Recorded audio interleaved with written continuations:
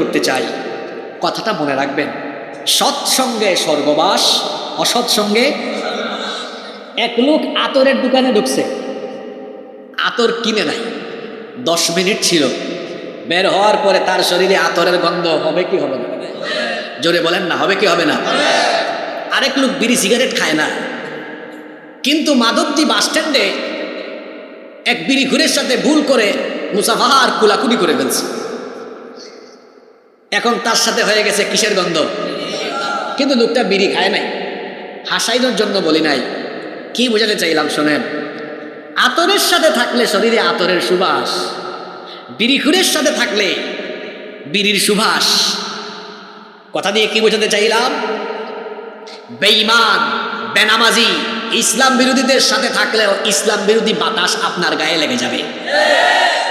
আলেম উলামা, কুরআনওয়ালা, ইসলামওয়ালাদের সাথে থাকলে দেখা যাবে কুরআন আর ইসলামের সৌন্দর্য আপনার উপর আসর করে পড়ে বসবে। এই জন্য যুবকদেরকে বলবো, তথাকথিত নেতা খেতাদের পেছনে হাঁটাহাঁটি না করে হয় আলেম হন, নইলে আলেমের ছাত্র হন, নইলে আলেমদের সাথী হন। বাংলাদেশের আলেমরা এক হয়ে গেছে, নাকি ভুল বলেছি? এক হয়ে গেছেন। এতকাল আপনারা বলতেন হুজুররা এক হয় না কেন?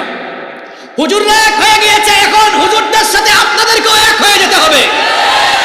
সবাই মিলে এক হয়ে গিয়ে 54 বছর ধরে নির্যাতিত, দুর্নীতিযুক্ত এই বাংলাদেশকে উলামা মাশায়েখদেরকে সাথে নিয়ে আল্লাহর কোরআন দিয়ে রাষ্ট্র পরিচালনা করে দুর্নীতিমুক্ত বাংলাদেশ করার জন্য সবাইকে এগিয়ে আসতে হবে।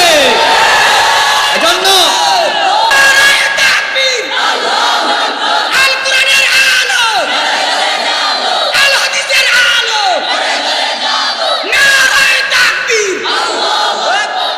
এখন সারা বাংলাদেশে আলেমরা এক হয়ে গিয়েছে, ভারতের দাদা বাবুদের মাথা খারাপ হয়ে গিয়েছে।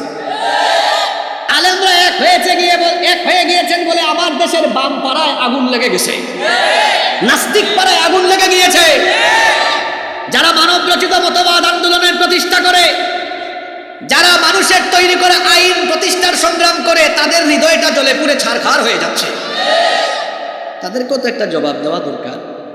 কুরআন দিয়ে দিই, মুতু বিগাইরিকুম, তোমাদের জ্বালাপুরা নিয়ে তোমরা মরে যাও, আমাদের কিচ্ছু করার।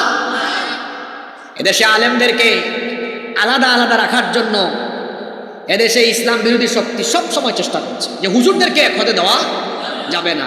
আমরা হুজুররা আলাদা আলাদা হয়ে দেখছি, আমাদের কারো পিঠের চামড়া থাকে না, খালি অনুরোধ জানাইতে হয়, মদ বন্ধ করেন, গান বাজনা বন্ধ করেন, জুয়া বন্ধ করেন, দয়া করে দাবিগুলো মানেন।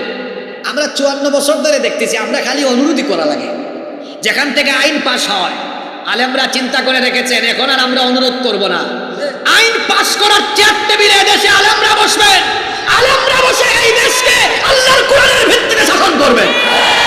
এই জন্য দেশের সকল মুসলমানরা আলেমদের সাথে আছে না নাই? নরসিংদীর মুসলমানরা আছে না নাই? কারা কারা আছেন দুহাত তুলে আল্লাহকে দেখা।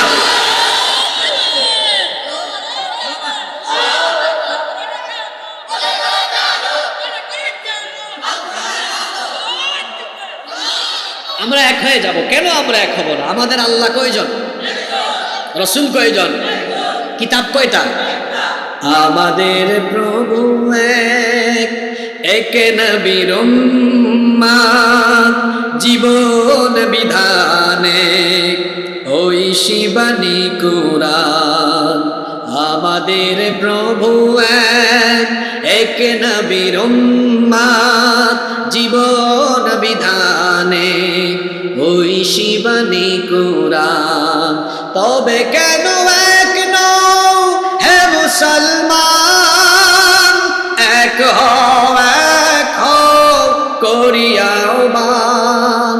বাইতুল্লাহ এক, মদিনা শরীফ এক, উহুদ পাহাড় এক, বদরের মাঠে একটা তো জীবন আর মরণ তো একবার, সকলের তরে আছে একই স্থান। তবে কেন এক নও হে মুসলমান, এক হও